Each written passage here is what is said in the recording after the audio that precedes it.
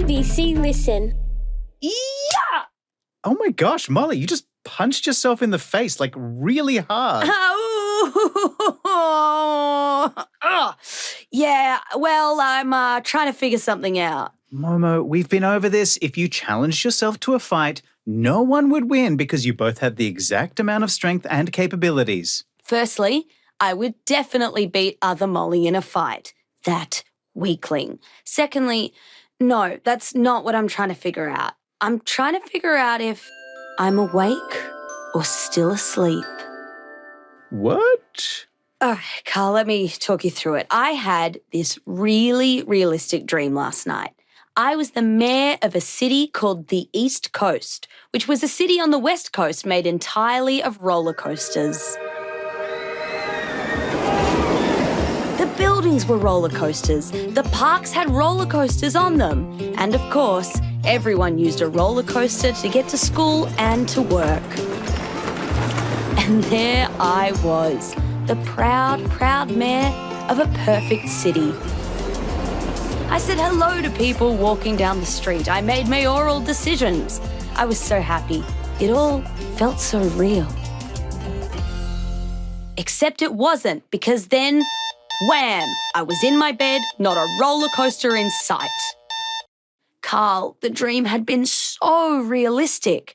You know how dreams often make no sense or jump around a lot and you wake up going, well, that was weird. Yeah, I had that this morning actually when I woke up from my dream about eating jam on toaster.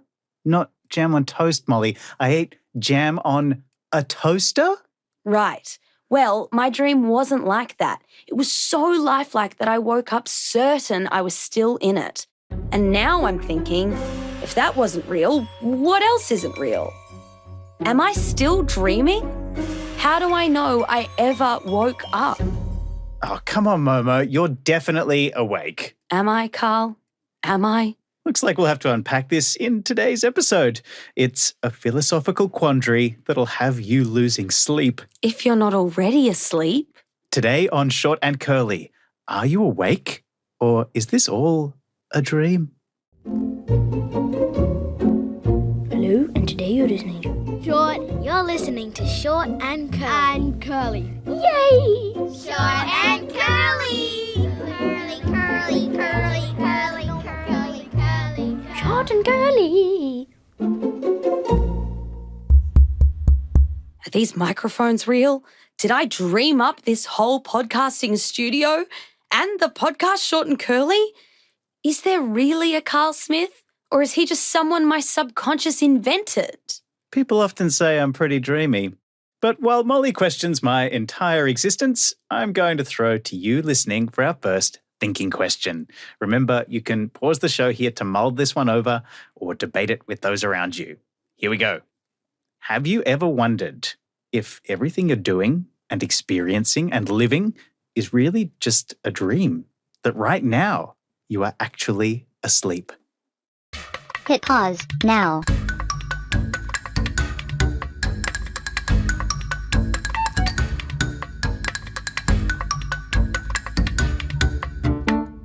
Thinking music. Is that real? Or did I dream up that beautiful, catchy song?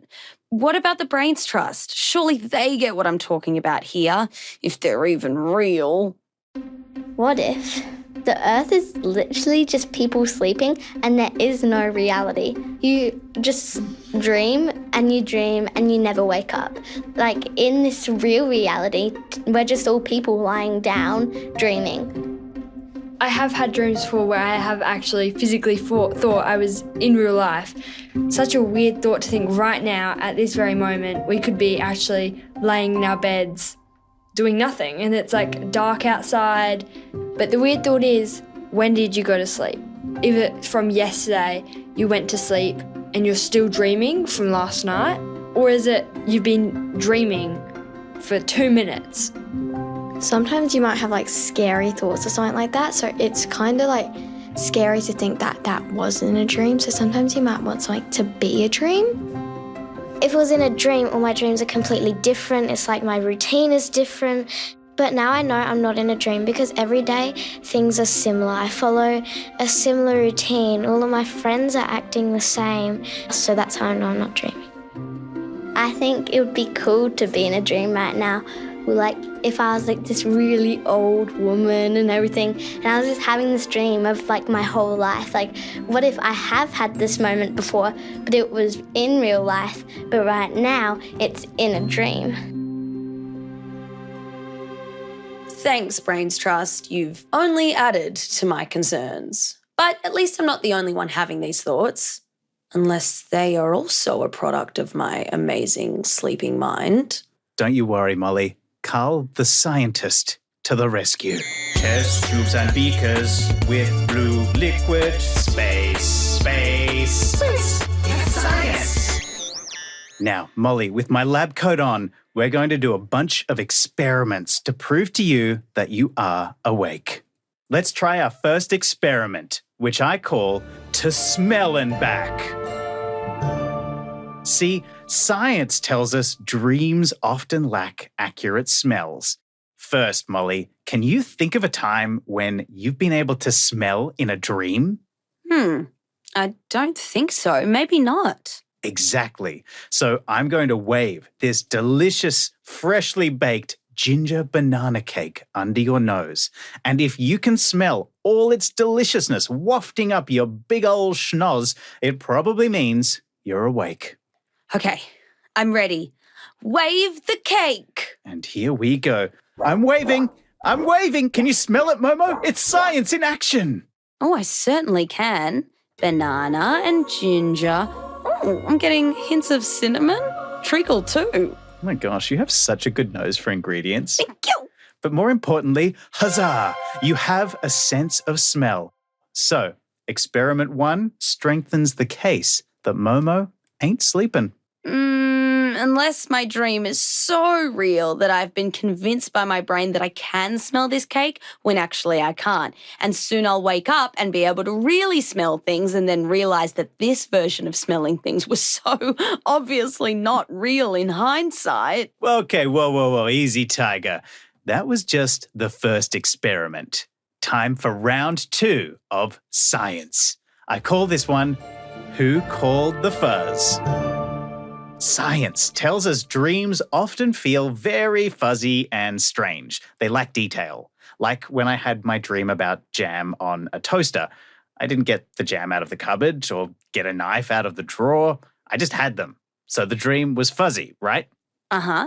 So we're going to force ourselves to find details around us that would probably be too much for our fuzzy, sleepy brains to invent. Here, take this stapler and watch your fingers. We have fun with science. Now, I want you to count how many staples are in there. Okay. 1, 2, 3, 4, 5, 6, 7, 8, 9, 16. 16 staples. Great counting, Molly. You're a real whiz when it comes to your 1 to 20 stuff, aren't you, buddy? Thank you. Now, I would say as a scientist, the fact that you were able to just focus on such a precise, tiny, and admittedly boring detail as the amount of staples in a stapler says that you've got to be awake. Yeah, I guess so.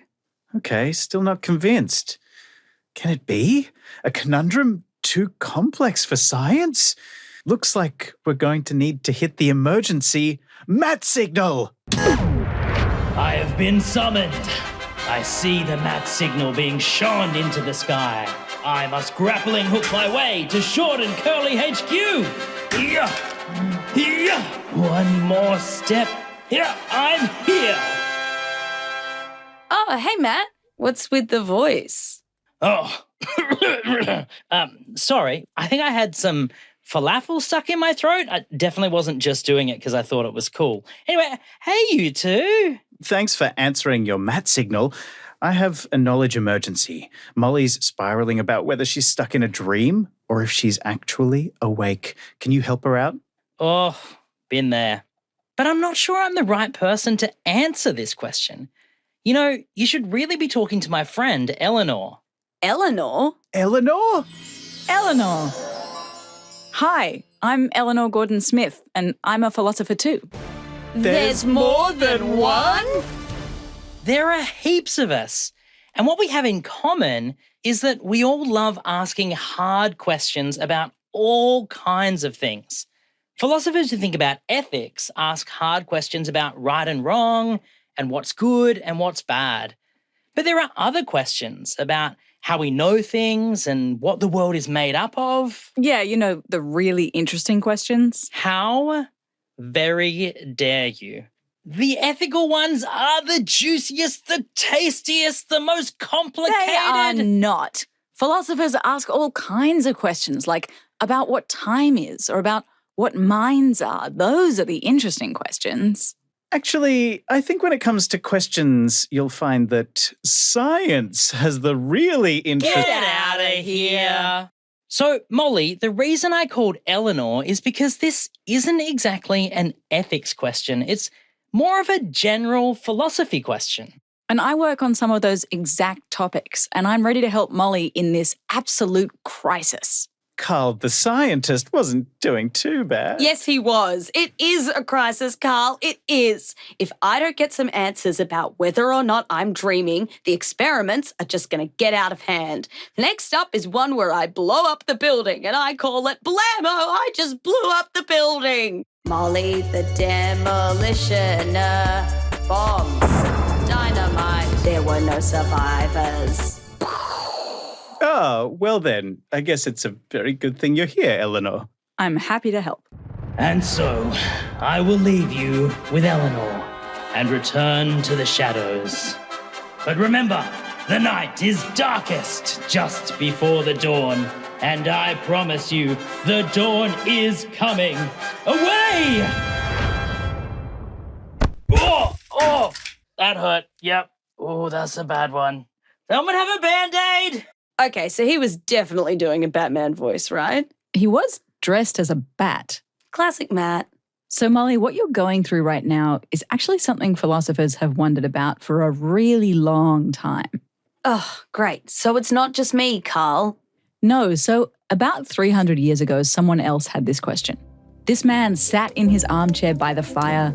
He heard the crackle and the pop of the flames. He felt the weight of his dressing gown on his arm. And he thought, hang on, how do I know this is real? Couldn't I just be dreaming all these sensations? Oh, I can relate to that. Who was this guy? That guy's name was René Descartes, and he was one of the most important philosophers to ever live. So the good news is, wondering whether you're really awake means you're asking the same question as one of the clever everest people who ever existed. The bad news is it's not totally clear how to answer it. It's not what I was looking for, Eleanor. Look, I know, and lots of philosophers have tried. But philosophers are a bit like an annoying little brother or sister. Every time you think you've proven something, they'll always have more questions. Some people have even said that that's part of what knowledge actually is. The more you ask whether you really know something, the less you feel like you do. But there's something important we can say. Wait. So you're telling me philosophers don't have the solution? That's it. Science can't help me. Philosophy can't help me. The power of dance can't help me. At least, I don't think it can. Let me check. No, that didn't help me. It's all useless. Would you excuse me for a moment, Carl? Molly just left. Well, hey, Eleanor. Hey, Carl. Care to throw to a thinking question for us? I'd love to. And actually, it's good that Molly's not here because this question might freak her out even more. So far, she's just asked whether she knows she's awake. But we philosophers can make this problem much bigger. Can we know anything at all? Wait, what? Molly was worrying about whether she could trust her sense of smell or what her eyes are telling her. But couldn't we ask those questions about anything, not just dreaming? Like, look at your hands in front of you. Do you really know that they're there? Yes. How do you know that they're not a hologram put there by a goblin who wanted to trick you into thinking you had hands? I don't. Help. So let's zoom out for our thinking question. What's a fact you think you really know? Like when your birthday is, or whether penguins live in Antarctica, And now, how do you know it? Hit pause, now.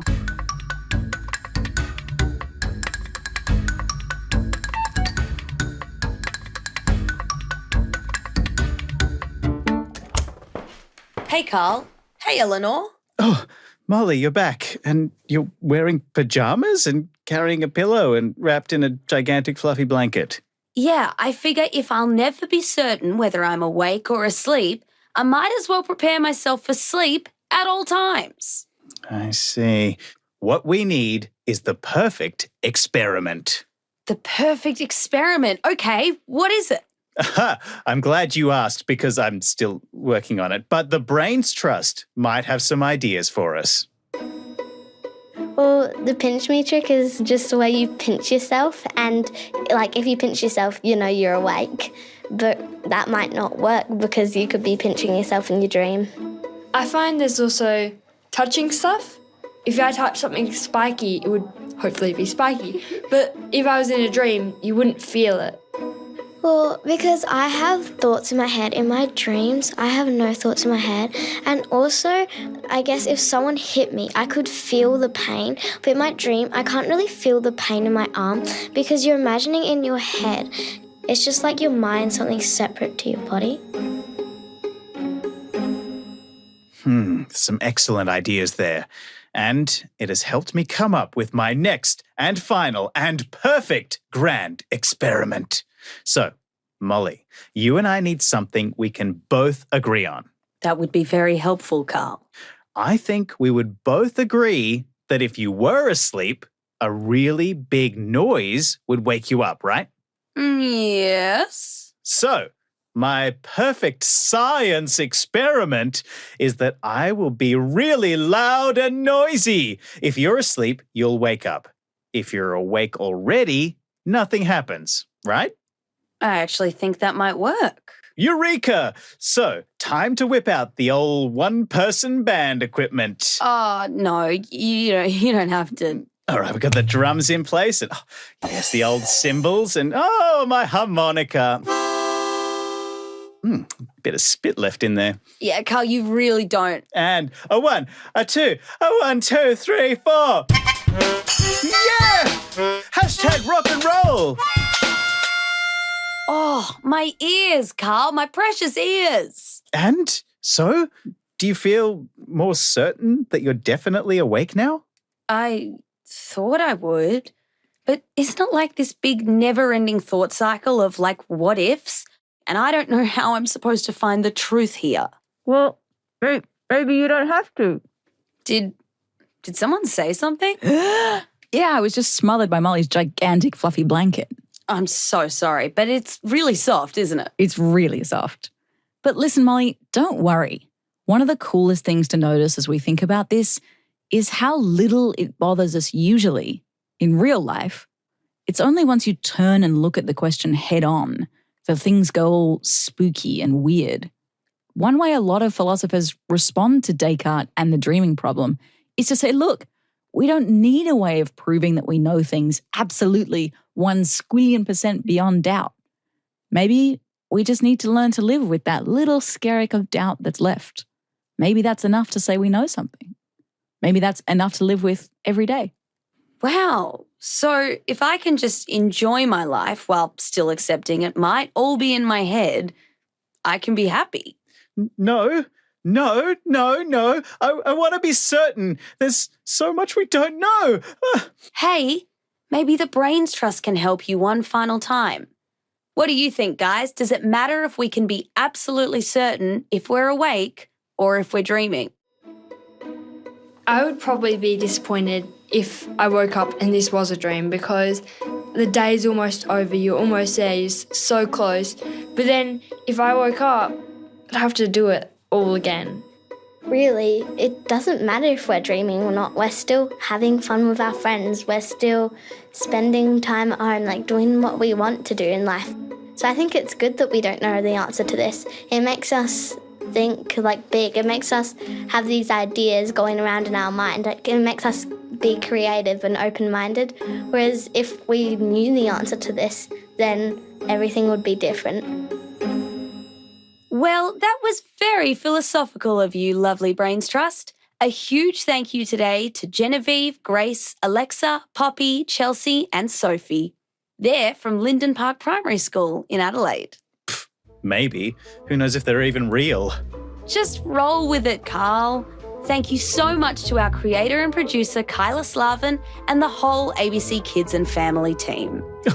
The ABC probably doesn't exist. It sounds made up. ABC? And a huge thank you to Eleanor Gordon-Smith for coming aboard the philosophy train with us. You're welcome. Catch you next crisis.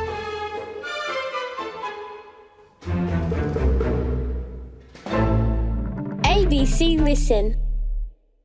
Whew, well, that was a real mind-bender, wasn't it, Carl? Ah! I'm just going to tuck you in for a nap now. I'm never sleeping again! Shh, shh, shh, shh, shh, shh.